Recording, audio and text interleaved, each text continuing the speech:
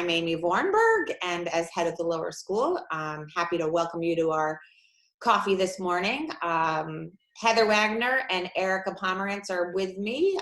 So I'll just say hello. Heather, say hello. Hello. I also have my coffee. Great. And Dr. Pomerantz. Hello. Good morning. Good morning.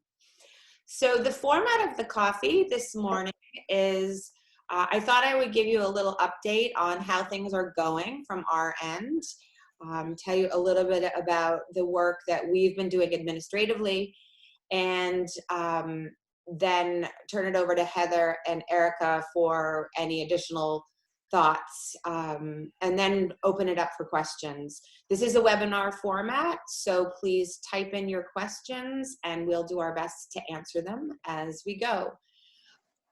So this is our 4th week of distance learning, and it's the 4th week of figuring out how to problem solve from behind the scenes and how to set up structures that are workable, not only for parents, for children, but also for the teachers. And so we feel, I think I speak for Heather and me, that we've really tried to respond as quickly as we could to some of the challenges that we've been presented with. I think one of the challenges that we've all struggled through is the calendaring, and the calendar using the Zoom links. Just to let you know a little bit about the behind the scenes on that front, because classroom teachers needed to schedule so that they would own the meetings, we had to then set up a process to share the links. And I know that many of you had challenges because we were cutting and pasting links into calendars. And it became clear this past week that the best way to go would be to open up Google Calendar for all of the students in the lower school. We have an additional problem that children in middle and upper school don't have, which is typically we don't open King email accounts for children before 5th grade. But we decided that we would open up those emails. Now, the interesting thing is, in doing that, we actually didn't open the email. The email is essentially a password that opens up Google Calendar. And then we had to reissue all of the links, individually inviting children into those calendars. So we did a lot of that work at the end of last week, and on Sunday, I resent an invitation to all families saying, here's how you log into your child's calendar. It's now available with your Clever badge, and you should be able to get everything you need through that Clever badge into the Google Calendar. Some families still were going back to the old calendars that were saved, but from now on, it's all about Google Calendar. And so that has been an interesting process. A lot of work done behind the scenes. Heather and I have the ability to go in and impersonate kids, and because we all have the same password, we've been able to go in and check for problems. And so I'm hopeful that going forward, using Google Calendar, the invitations have the passwords, the invitations have the correct links, and fingers crossed that those are working. Heather, anything that you want to add to that? No, I think that was a great synopsis of what's been happening. And I feel also very hopeful, fingers crossed, that all the links, and if everyone uses the Google Calendar, we're going to be in great shape moving forward. Yeah. Speaking of moving forward, we have been, as a faculty, I think I need to give a lot of credit and gratitude to the faculty for the time that they've been putting in.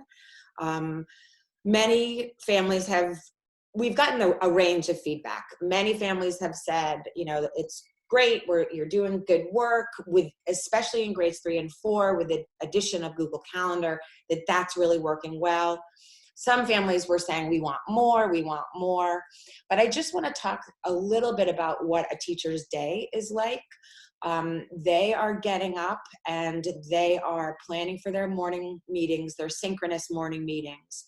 They're thinking about what assignments they need to post on My King, and how they're going to put that content up on My King and make it available to students. They're thinking about math work. They're thinking about language arts and reading. They're thinking about the information they're getting from some of the additional applications we're using, like Dreambox, Lexia has been added, Raz Kids. And they're looking at that information and thinking about how to support individual learners. They're also reaching out to each individual student and having small group work and individual meetings with kids. And so while your child may have one meeting, the classroom teacher is holding 14 meetings. And so they have been putting in really long hours. They have also been working together. Classroom teams of teachers in grade 5 and in grade 4 are continuing to meet and talk through curriculum. They are all, they all have the option to join a faculty call every single day.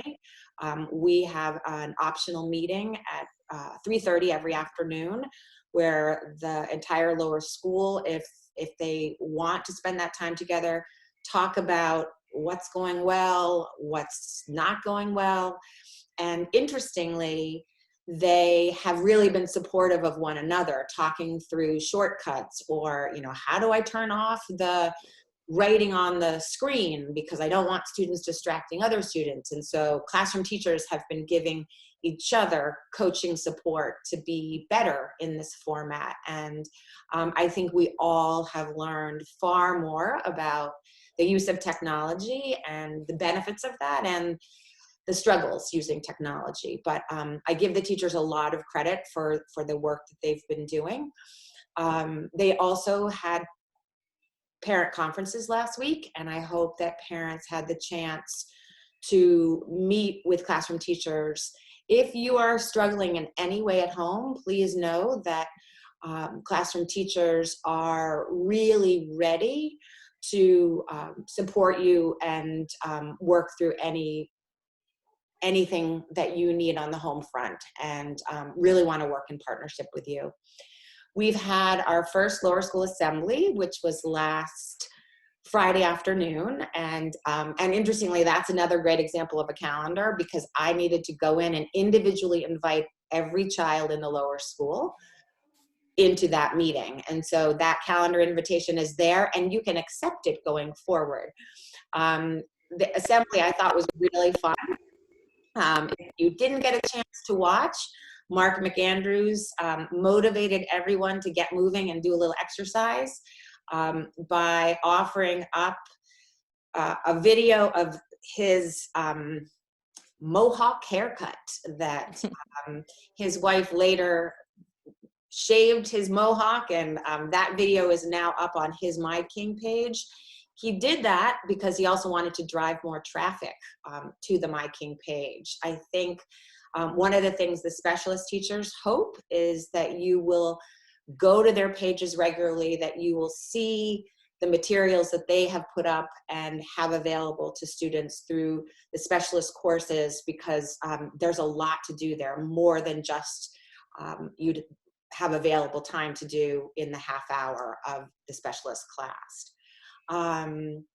So with that, I am going to pause for a minute. I'm going to encourage you to ask questions, and I am going to turn it over to Heather to just talk a little bit about how things are going on your end, Heather, and then Heather, you can turn it over to Erica.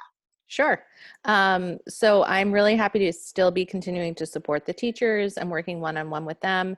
As Amy mentioned, we were able to start the Lexia accounts this week, which is all available to you through Clever. Using your Clever badge, it automatically, once you're in Clever, logs you into Lexia. And the reason we chose to move forward with Lexia is just to really try and fill in the work on phonics and reading that usually happens in the classroom, because our phonics program is so hands-on and interactive. It's not transferring as well to remote learning. So Lexia will kind of pick up those pieces for us.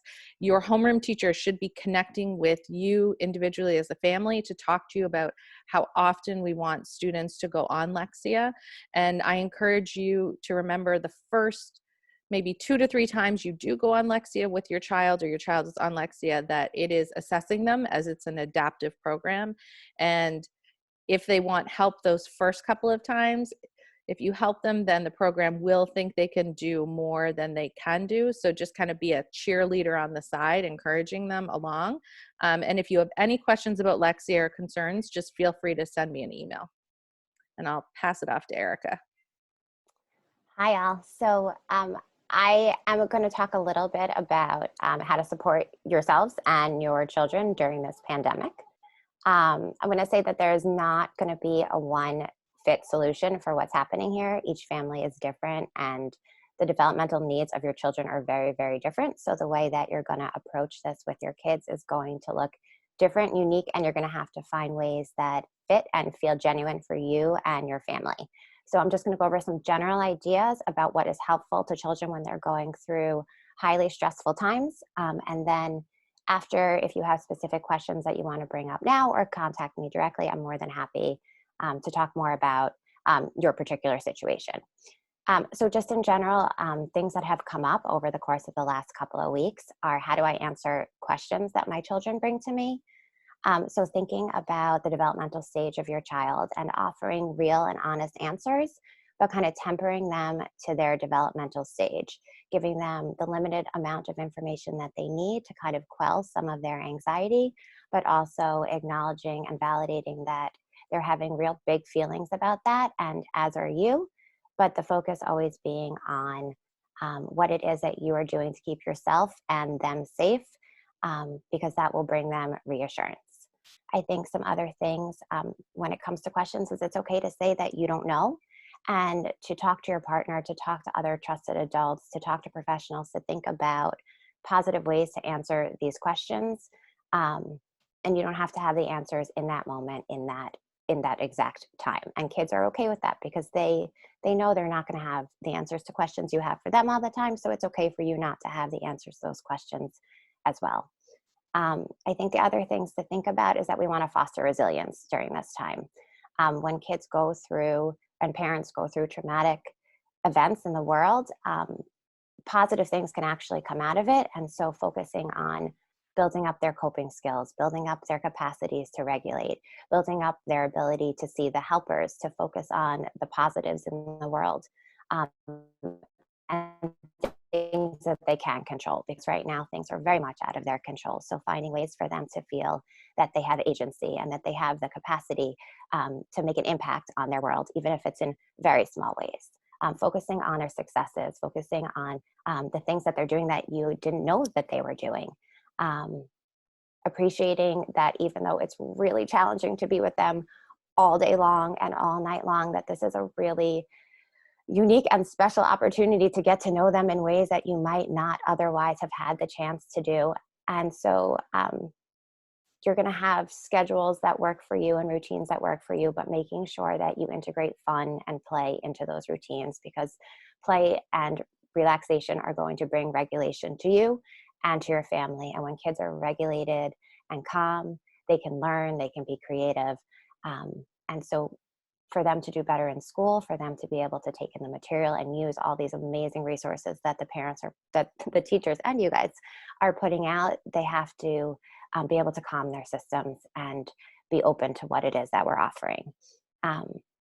Connecting them to positive social support. So not just connecting them in large groups, but to people who you know are going to support them, who are going to shore them up, who are going to make them feel good about themselves, and similarly do the same for you. Finding people who you can connect with, who validate you, who you trust, and who are going to give you what you need to feel good and whole, because when you feel better, the kids are going to feel better.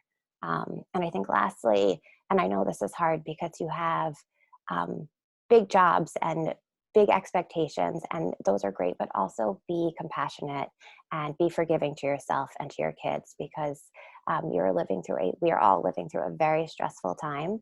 And so being able to forgive yourself when things don't go exactly as they were, and know that there is always the opportunity to go back and say, whoops, that day didn't go well, that bedtime didn't go well, that assignment didn't go well, but we can always work on it together. We can make it better. We can think through it together because you guys have each other to get through that. And that's kind of what I think about what we should be thinking about right now. Thank you. Okay, so we have a few questions, and I hope we can get some more questions. One of the questions has to do with student enrollment for next year and the hiring of lower school teachers. I am delighted that we had a lot of interest in the lower school through our admission season in the fall, and continue to be reading applicant files and thinking about building a stronger lower school next year and beyond. At this point, we are doing some hiring. We are in the process of interviewing for an upper elementary teacher. We are sorting through where enrollment numbers will be. We've had a lot of applicants actually for grade 4, and we're looking at the possibility of an additional section. That is definitely not something that is in the works in this moment, but it may happen. And so we want to be ready and poised if enrollment actually merits an additional section in 3rd grade. At the same time, we're looking at 5th grade, and the numbers in 5th grade may be slightly smaller, and so we're figuring out what would be the right number of sections in grade 5.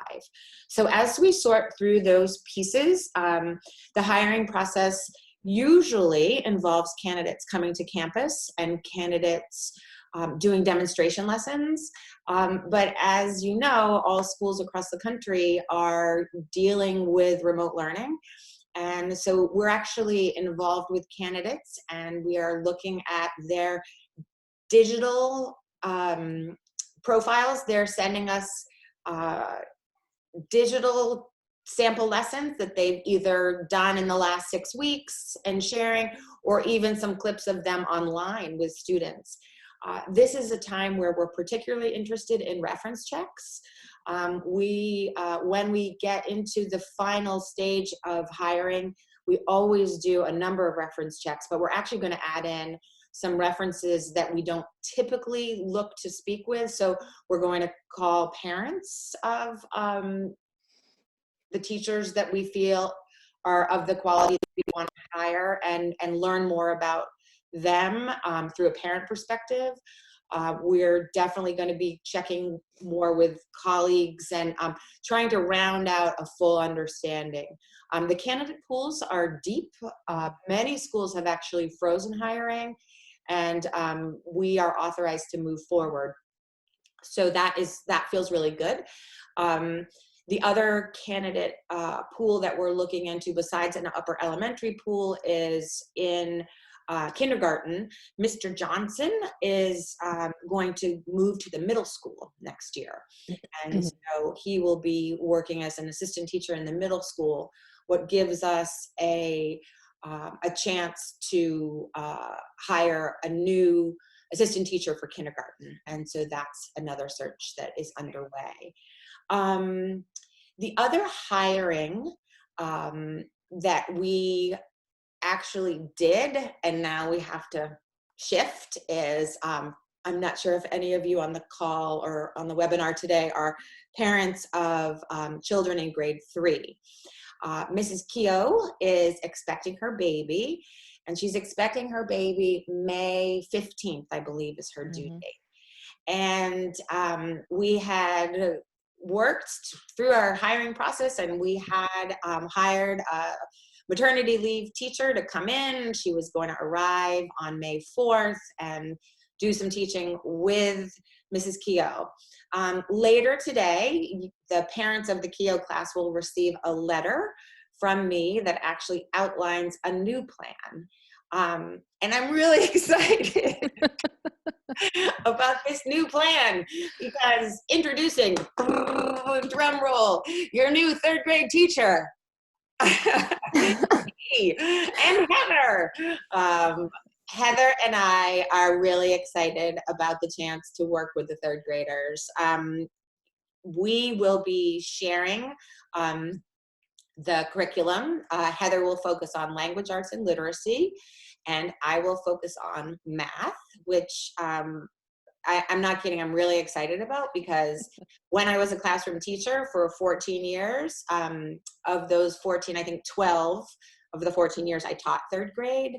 And I fell in love with teaching math when I taught third grade. So personally, it's going to be a really fun way to spend the next month doing some work with third grade mathematicians. And Heather, do you want to just talk a little bit about that plan of how we're going to share? Yeah, sure. We're going to try and share. Our plan is to do a joint morning meeting on Mondays, and then Amy will do Tuesday, Thursday morning meetings, and I will do Wednesday, Fridays. And then we will be splitting up the class into half. So I will have half of the students and Amy will have half so that we can continue with the individual check-ins. And we've already started working with Rebecca the last 3 weeks. We've been working with Ms. Keogh, just her filling us in on lesson plans, her meetings with students, and she started also adding us into the Zoom so we can kind of watch her interaction already. So we have a good plan in place and we're both really excited to work with the students. Great. So moving forward, looking at other questions, there's a question about, is there an option to hire a math specialist for the lower school? Yes, that has been something that has been on the table for a few years now. The hope to have a math specialist in place is a priority. At this point, Siobhan Morris has been acting as a math specialist in a part-time capacity, and we do not have a plan in this moment to be hiring a math specialist for next year. I think that moving forward, it's going to be really important in the lower school to look at how we return and come back as a learning community. There will be those who are impacted by the realities of the situation that we're in.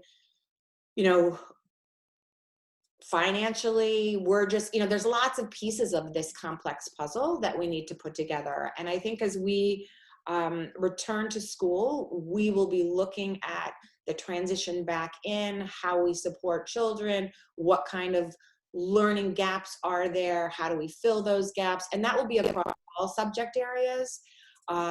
It is really a moment, though, I think, where moving into the relationship with the new lower school head, that will continue to be articulated as a priority, I'm sure.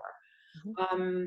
The other thing that I want to reassure everyone, and I know that this came up in the call last week with Karen Eshu, but it's a piece of feedback from parent conferences was worry that somehow we would be holding children back, or that a child would not be moved forward into the next grade at King because of this. And I just want to reassure everyone that that will not be the case. We will immediately, when we come back together in the classroom, be working to assess kids, to be supporting kids in the transition back to being a school classroom community, and how we'll work together. And we'll be looking at the progress children have made. In some cases, there may be some gaps that we will make sure we fill, and we will, get everyone where they need to be. Mm-hmm. But don't worry that your child is not moving on to the next grade. We are hopeful that we will be able to return to school. At this point, the Governor Lamont has said that we cannot return until the 20th of May. And we'll need to see if that's possible. Obviously, there's so many factors at play here, and the safety of every student, every family, every faculty member and staff member is of paramount importance. But our hope is we would be able to have time together before the close of school. The other reality that we're planning for, if that can't happen, is how we will have time together remotely to celebrate and honor this incredible year of learning that we've had. For me personally, I have to tell you that there have been moments of sadness because it's hard to think about not being able to come back together and not to be able to do the things that we love to do at the end of the year in person and together. But if we are not able to do that, we will find ways to create the same feeling, the feeling of connection, the feeling of working together, and the feeling of being strong in a school community. So stay tuned as we learn more about those pieces. I'm going to pause for a second and invite Erica or Heather if there's anything you want to add, and I'm going to read some more questions. Sure. So I noticed a parent had asked a question about facilitating the opportunity for kids to connect over like a lunch or some sort of meeting that could be facilitated by myself. And absolutely, I think that is going to be one of the most important parts of getting through the end of this year. We actually have a lunch meeting scheduled this afternoon for a group of kids. And I am more than happy to continue to do that with kids across the grades. So if you are a parent who is interested in your child having that opportunity, please reach out to me and I'll try and create groups of kids who I think would be supportive of each other, and then help them to create kind of what they want the theme, what they want the goal of those meetings to be. It can be focused, or it can just be the chance for them to see familiar faces and be connected to one another.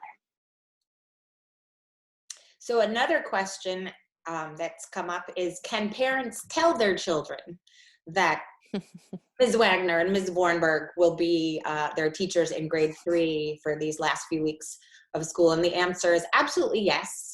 You can tell them. We, as Heather said, we will be joining the morning meeting on Monday, and so they'll get to see us live on screen.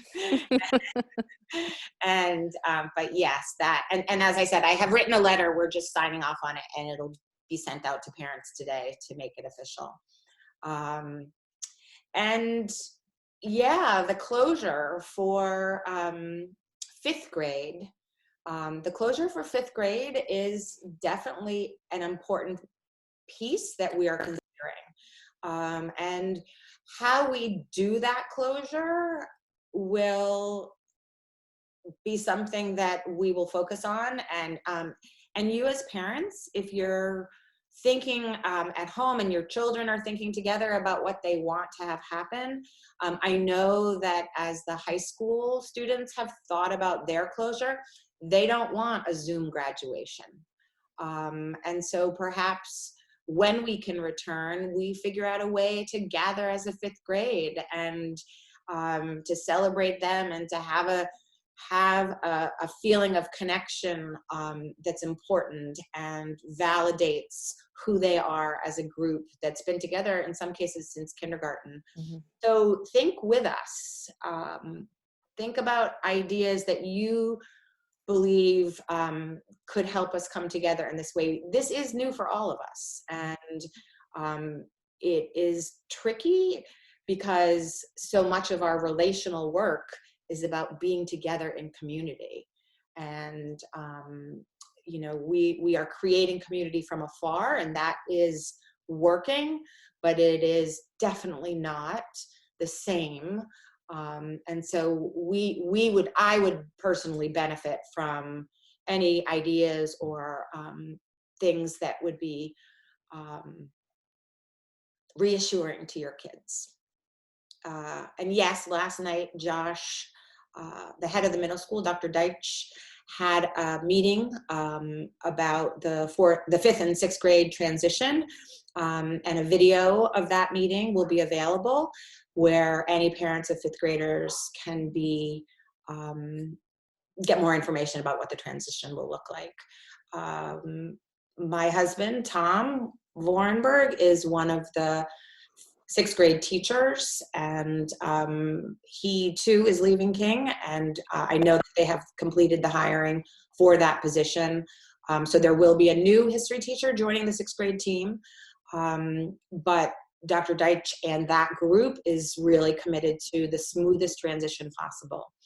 You know, interestingly, in talking with one of our candidates for a teaching position, there was discussion about what that teacher is doing in their remote learning environment. And I thought it fascinating that the idea of using the current group and the current teachers to really build the transition, even if remote learning takes us through June. You know, how do we continue to use those relationships to really empower kids to feel steady and sturdy for their transition to middle school? Any sense of whether camp will happen? So I know that the King Summer Institute is absolutely going to happen.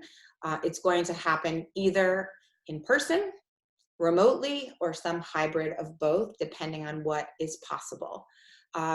Camp is a little trickier to think about through a digital format, just because so much of camp activities and the way that the King Fun Camp has been structured.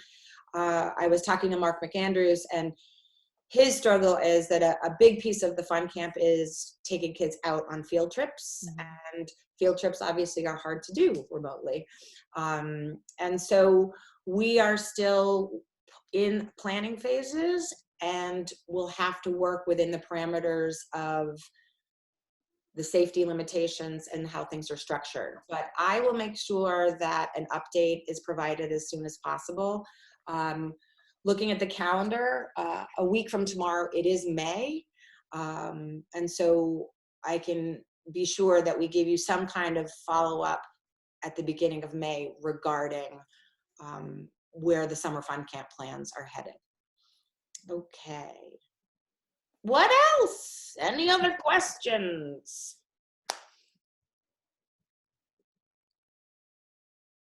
Heather, do you have a question? I do not. I was just reading the questions, but I did see Carrie asked, will there be more classes added to the summer program so students can participate? I don't know if that is something that has been discussed.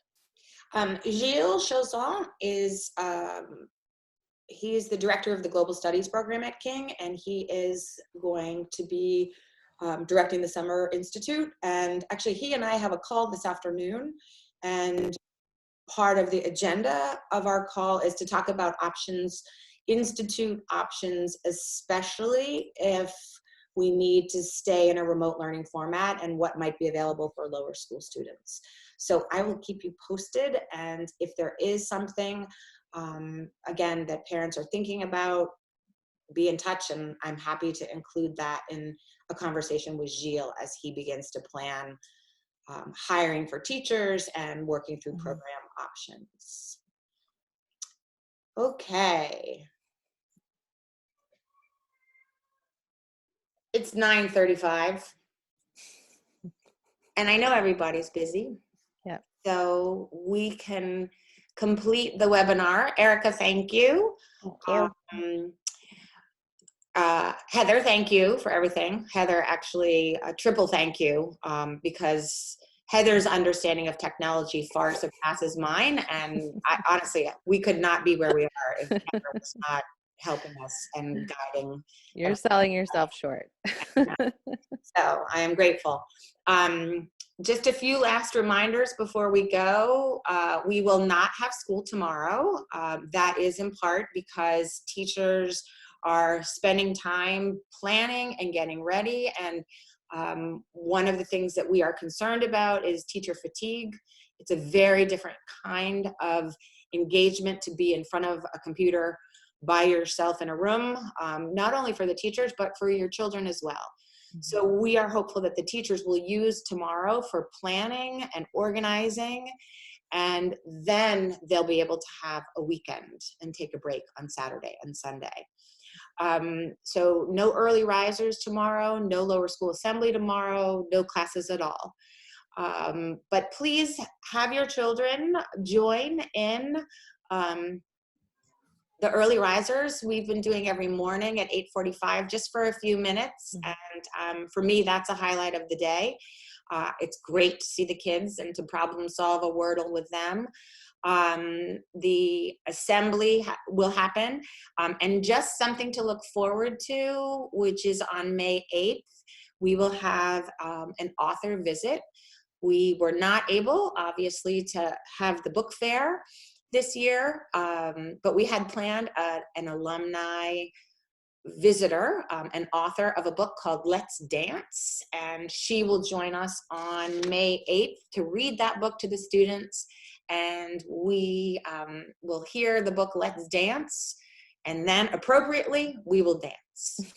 So, and Amy, we could also add in that there is an upper school student who has reached out to Amy and I about doing live book reads and creating a book library of books that her and other upper school students will be reading. So we're going to start slow. She's going to start reading to pre-K and K as an optional Zoom 20-minute slot in their schedule. And then we will build up to adding in other classes if students are interested in connecting with the upper school students. And we're working on that. Hopefully it'll launch next week. yes. Okay, so a big shout out and sending lots of love to your students. We miss them, we love them, and we hope that they're finding their way through this new normal that isn't normal at all. Take good care and stay in touch and be healthy. Okay, I'm gonna sign off. Have a nice day and a great long weekend. Bye-bye. Bye. Bye.